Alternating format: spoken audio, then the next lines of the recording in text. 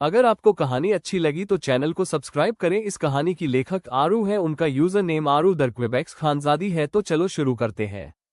Episode 3। Wine दोनों पर पड़ते ही दोनों अलग होके खड़े हो गए। यश भी उसके साथ खड़ा हो गया। अंश आदि ने शॉक्ड होके रूही को देखा। लड़के ने रूही को दूर के देखा पर बोला कुछ नहीं। वो जानता था रूही रुद्र की बहन है। रूही को कोई हाथ लगाए तो रुद्र उसे जीने के लायक नहीं छोड़ता। ये क्या बदतमीजी है। रुद्र रूही को कंधे से पकड़ के गुस्से में बोला। रुद्र की तेज आवाज से क्लब में मौजूद लोग उन्हें देखने लगे। पीछे हटो, हाथ मत लगाना। अंश रुद्र को धक्का दे बोला तू होता कौन है बीच में बोलने वाला। रुद्र अंश का कॉलर पकड़ के बोला छोड़ दे, रुद्र बच्चा है। यश ने अंश का कॉलर छुड़ाने की कोशिश की तो रुद्र उसे धक्का दे बोला तू चुप कर। रूही आंखों में आंसू लिए डरी हुई सी उन्हें देख रही थी। एक जोर का मुक्का रुद्र के गालों पर पड़ा। रुद्र ने मुड़ के देखा तो आदि स्टूल पर हाथों का मुक्का बनाए खड़ा था। अंश फटी फटी आंखों से आदि को देखने लगा। उसे यकीन नहीं हो रहा था जो आदि आज तक एक मच्छर न मार पाया, आज किसी पर हाथ उठा दिया। वाइन पावर सोचते अंश मुस्कुराया। रुद्र ने गुस्से भरी आंखों से आदि को घूरा। उसकी पकड़ अंश के कॉलर पर ढीली पड़ गई। अंश ने मौके का फायदा उठा के रुद्र को धक्का दे दिया। तेज धक्के की वजह रुद्र काउंटर से टकरा के फर्श पर गिर गया। अंश रूही और आदि का हाथ पकड़ के उन्हें बाहर की तरफ लेके भागा। रुद्र को यश ने पकड़ लिया जिससे रुद्र उन तीनों के पीछे न जा सके। पर यश हैरान हुआ क्योंकि वो हमेशा यश के पकड़ से निकल जाता था। उसने रुद्र के आंखों में देखा जो बिल्कुल खामोश थी। क्या हो गया? मौके का असर दिमाग पर हुआ क्या? यश ने रुद्र को देखते हुए पूछा। दिमाग नहीं दिल पर हुआ, रुद्र ने तुरंत जवाब दिया। अभी सुबह ही तो प्रे किया था तेरे लिए बहुत फास्ट। यश मुस्कुराते हुए बोला। तीनों भागते हुए बस स्टॉप पर आके रुके। आदि ने अंश का हाथ झटक दिया और तेज आवाज में चीखते बोला सुनो असम वालों, आज मैं बहुत खुश हूँ। कहते आदि जोर जोर से हंसने लगा। अरे भाई चुप होना वरना असम वाले तुझे असम से बाहर निकाल देंगे। अभी तू जो करके आया है पहले उसे तो संभालने दे। अंश आदि के मुंह पर हाथ रख के बस स्टॉप पर बैठे लोगों से सॉरी बोला। रूही इसे संभालो, मैं पानी लेकर आता हूँ। अंश पानी लेने के लिए चला तो आदि रूही को देखने बोला तुम्हें हमारी दोस्ती के बारे में जानना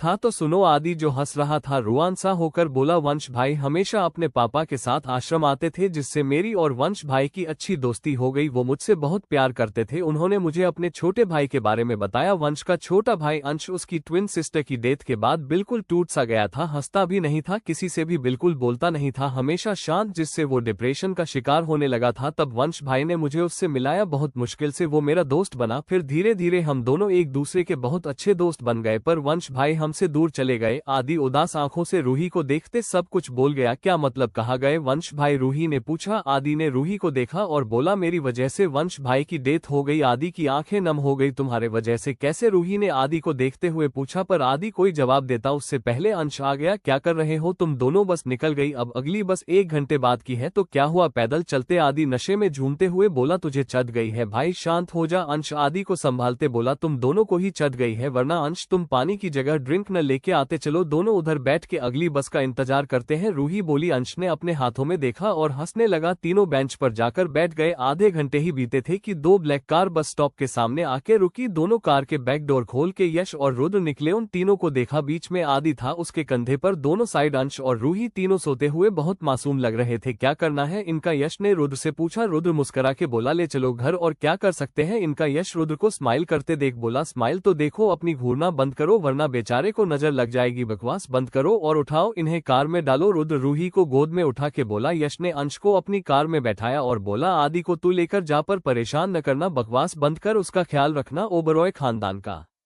इकलौता वारिस है। रुद्र अंश की तरफ इशारा करके बोला तू फिक्र न कर। यश हल्की मुस्कुराहट के साथ बोला। सभी के कार में बैठने के बाद कार अपने अपने मंजिल के लिए निकल गई। दोनों कार की मंजिल अलग थी। खिड़की से आती सूरज की किरणों से आदि के भूरे बाल चमक रहे थे। खिड़की के पास खड़ा रुद्र बहुत गौर से आदि को देख रहा था। रुद्र का फोन बजा तो वो कमरे से बाहर चला गया। फोन की रिंग से आदि की आंख खुल गई। आदि ने खुद को एक अनजान कमरे में पाया तो झटके से उठ के बैठ गया। डर आदि के चेहरे पर साफ नजर आ रहा था। उसने चादर उठा के अंदर देखा तो उसकी बॉडी पर एक भी कपड़े नहीं थे। उसे रात में क्या हुआ कुछ भी याद नहीं था। आदि का सर दर्द से फटा जा रहा था। उसने दोनों हाथों से अपना सर पकड़ लिया। दूसरी तरफ यश के घर पर अंश यश की बाहों में गहरी नींद में था। यश की आंख खुल गई। उसने मुस्कुरा के अंश को देखा। उसके पर्पल शेड बाल माथे पर बिखरे थे। यश ने बालों को हटा के अंश के माथे पर किस किया। To be continue.